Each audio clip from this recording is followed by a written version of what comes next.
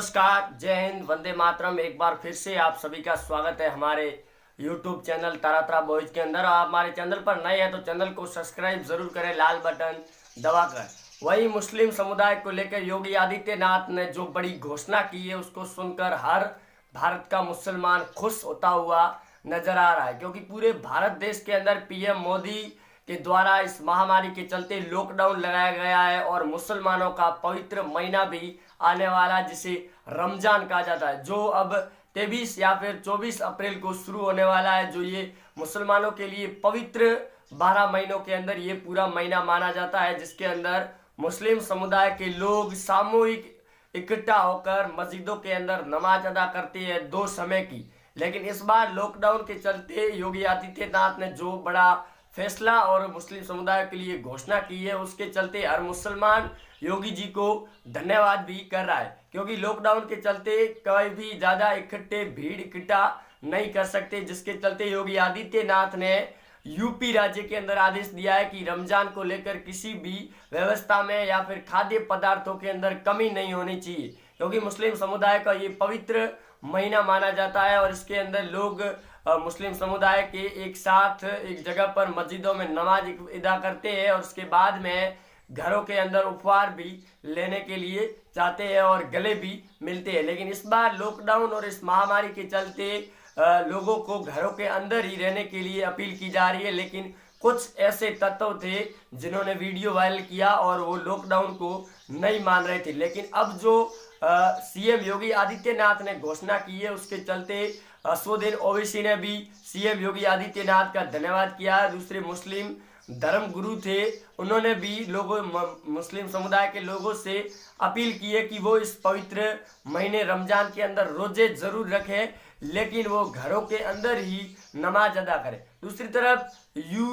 UAE Saudi अरब अमीरात के अंदर जहाँ सबसे ज्यादा मुस्लिम समुदाय के लोग रहते हैं, वहां से भी घोषणा हो चुकी है कि अगर कोई मुसलमान इस महीने में रोजे नहीं रखना चाहता है तो वो नहीं रखेगा, लेकिन अगर रखता है तो फिर वो घरों के अंदर ही अपनी नमाज अदा करेगा, क्योंकि सऊदी अरब अमीरात के अंदर जो जामा मस्जिद है उसके अंदर सबसे बड़ी मस्जिद है, जहाँ मुस्लिम समुदाय के लोग करोड़ों की संख्या में एकत्रित होकर रमजान की नमाज को अदा करते हैं। लेकिन वहां पर भी पूरी तरह से मस्जिदों को इस लॉकडाउन के चलते बंद किया गया है और ना वहां पर पूरी तरह से नोटिस भी लगा हुआ है कि यहाँ पर कोई भी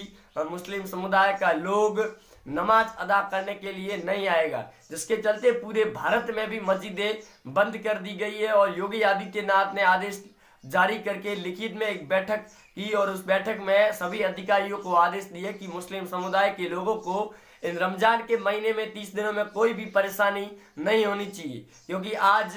21 अप्रैल हो चुका है और 23 या फिर 24 अप्रैल को रमजान का पवित्र महीना शुरू होने वाला है, जिसके चलते मुस्लिम समुदाय के लोगों से अपील भी की जा रही है। दूसरी तरफ राजधानी दिल्ली के अंदर भी मुस्लिम समुदाय के धर्मगुरु जो मस्जिदों के अंदर नमाज को अदा करते हैं, उन्होंने भी लोगों से बार बार अपील भी की है कि घरों के अंदर ही नमाज को पढ़े। और दूसरे मुस्लिम धर्म गुरुओं ने यह भी कहा कि जहां सबसे बड़ी मस्जिद होगी वहां पर लाउड स्पीकर से नमाज को अदा किया जाएगा, उस टाइम के हिसाब से आप नमाज अदा कर सकते हैं अपने घरों के अंदर। और अगर कोई इस रमजान के पवित्र महीने में रोजे नहीं भी रखना चाह रहा है तो वो रोजे नहीं रखे तो भी कोई बात नहीं होगी। लेकिन जिस प्रकार योगी आदित्यनाथ ने जो बड़ा फैसला लिया उसकी पूरी तरह से चर्चा होनी शुरू हो चुकी है। दूसरी तरफ दिल्ली के सीएम अरविंद केजरीवाल ने भी आदेश जारी किया है कि कोई भी व्यवस्था में कमी नहीं होनी चाहिए मुस्लिम समुदाय को लेकर, क्योंकि इस रमजान के महीने में पवित्र महीना मुस्लिमों का माना जाता है, जो 12 महीनों के अंदर एक बार आता है और मुस्लिम समुदाय के लोग अपने पूरे दिन भूखे प्यासे ही रहते हैं और जो मुंह के अंदर थूक होता है उसको भी बाहर थूकते हैं, अंदर नहीं लेते हैं, जिसके चलते ये बड़ा ही उनका पवित्र महीना होता है। और योगी आदित्यनाथ ने जो फैसला लिया उससे मुस्लिम समुदाय ने धन्यवाद भी किया है। दूसरे बात असदुद्दीन ओवैसी ने भी कहा है कि जहां सरकार लॉकडाउन के चलते इस प्रकार के बड़े फैसले ले रही है वो समाज के हित के लिए ले रही है। और मुस्लिम धर्मगुरु थे जो सऊदी अरब अमीरात के सबसे बड़े औलिया और मुस्लिम धर्मगुरु थे, उन्होंने भी अपील की कि मस्जिदें पूरी तरह से जामा मस्जिद जो बड़ी मस्जिद है वो भी बंद है, बाकी की जो छोटी छोटी मस्जिदें थी वो भी मस्जिदें बंद रहेगी, आप घरों के अंदर ही नमाज को अदा करें, यही आपके लिए सही होगा। क्योंकि जिस प्रकार इस बीमारी के प्रकोप से जहां मरीजों की संख्या धीरे लगातार बढ़ रही है, जिसको मद्देनजर रखते हुए आप एक जगह पर इकट्ठा नहीं हुए, ये आप सभी के लिए फायदे का होगा। दूसरी तरफ योगी आदित्यनाथ ने भी जो फैसला लिया उसके बाद में चर्चाएं तेज हो चुकी है, और योगी आदित्यनाथ के पिताजी उनका भी कल देहांत हो गया, जिसके बाद में उन्होंने एक भावुक लिखित में पत्र भी भेजा अपनी गांव और अपनी माताजी को कि वो इस महामारी के चलते उत्तर प्रदेश की जनता के लिए दिन रात एक करे हुए है, और इस लॉकडाउन की पालना करते हुए वो अपने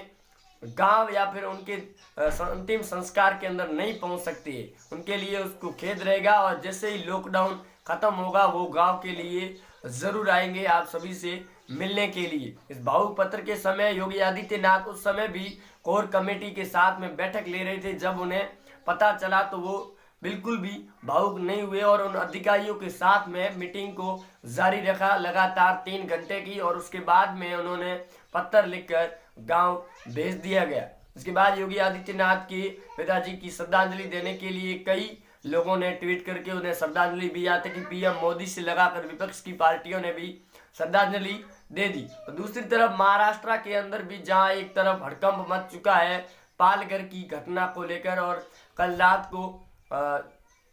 सीएम उद्धव ठाकरे खुद लाइव आकर बातचीत भी की थी। वहीं जो सोशल मीडिया पर गोदी मीडिया का नेटवर्क कहे जा रहे चैनलों के लिए भी प्रशासन सख्ती से बरता हुआ नजर आ रहा है, क्योंकि अभिषेक शर्मा ने एक और वीडियो जारी किया था जिसके अंदर वो इस पालघर की घटना को बीजेपी के नेताओं से जोड़ रहे थे, जिसके चलते उन पर भी कड़ी कार्रवाई के आदेश भी दिए गए। क्योंकि जिस बीमारी को लेकर एजाज खान ने जो ट्विटर पर हैशटैग टिप्पणियां की थी, उसके बाद में प्रशासन ने सख्ती दिखाते हुए उन पर भी कार्रवाई कर ली गई और उन्हें भी अरेस्ट किया गया। दूसरी तरफ दिल्ली की जो निजामुद्दीन मरकज थी उसके से बड़ी खबर जुड़ी हुई सामने आ रही कि मौलाना साद ने एक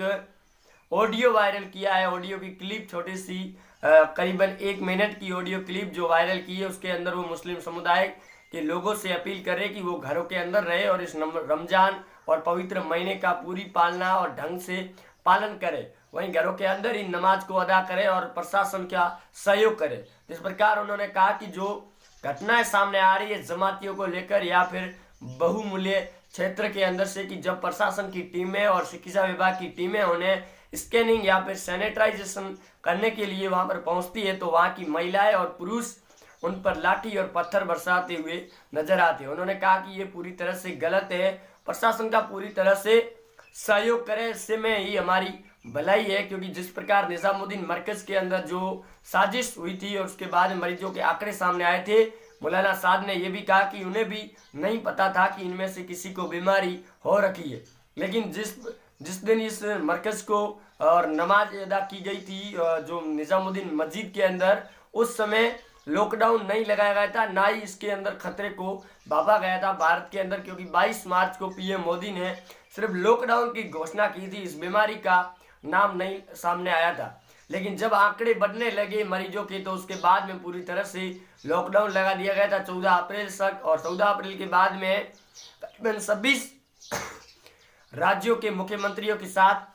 पीएम मोदी की प्रेस कॉन्फ्रेंस और लाइव मीटिंग की गई, जिसके बाद में उन्होंने ये भी अपील की कि लॉकडाउन को और बढ़ाया जाए। इसके चलते 3 मई तक लॉकडाउन को बढ़ा लिया गया है। और जो अब रमजान का महीना आने वाला है जो 23 या फिर 24 को शुरू होगा, उसके ऊपर प्रशासन और वहाँ के अधिकारियों ने बैठक लेकर पूरी तरह से खाद्य सामग्री और उनके इंतजाम कर लिए हैं, जो किसी भी प्रकार की कोई शिकायत नहीं होगी। जिसके चलते योगी आदित्यनाथ और मुस्लिम समुदाय की महिलाओं ने भी योगी आदित्यनाथ को धन्यवाद कहा कि उन्होंने आखिरकार उनकी सुन ली। क्योंकि योगी आदित्यनाथ इतने सख्त मुख्यमंत्री है जो यूपी के अंदर काफी ज्यादा हिंदुत्व का नामो निशान चलता है, जिसके चलते उन्हें डर भी लग रहा था। लेकिन योगी आदित्यनाथ ऐसे भी पत्थर दिल नहीं थे, उन्होंने बड़ा फैसला लिया जिसके ऊपर वहाँ के लोग उनका शुक्रिया अदा भी कर रहे। वहीं सऊदी अरब की राजकुमारी को लेकर भी खबर सामने ये भी आ रही है कि सलमान जो वहाँ की राजा है उनके ऊपर भी उन्होंने कहा है कि ट्विटर पर उन्होंने हैशटैग करके लिखा कि वो अभी जेल के अंदर पिछले 1 साल से बंद है और बीमारी चल रही है उनसे कुछ भी कमियां भी हो सकती है अगर उन्हें जल्द से जल्द बाहर नहीं निकाला गया। हालांकि उन ट्वीटरों को फिर से डिलीट कर दिया गया था, लेकिन अब राजकुमारी की जो भावनाएं बाहर आ रही है धीरे धीरे, उससे ऐसा लग रहा है कि सलमान ने उन्हें कैद करके रखा हुआ। वही सऊदी अमीरात की जो राजकुमारी थी वहां से इस तबलीगी की जमात का ही उठाव चलता है और वहां से इसको ऑपरेट भी किया जाता है, जिसके बाद तबलीगी जमात के लोगों से सऊदी अमीरात के मुस्लिम धर्मगुरुओं और वहाँ के मौलाना ने भी अपील की कि आप घरों के अंदर ही रहे और पूरी तरह से सहयोग करें। मिलते हैं अगले अपडेट के हाल, तब तक के लिए जय हिंद, वंदे मातरम। आप जुड़े रहे हमारे साथ में, चैनल को सब्सक्राइब जरूर करें।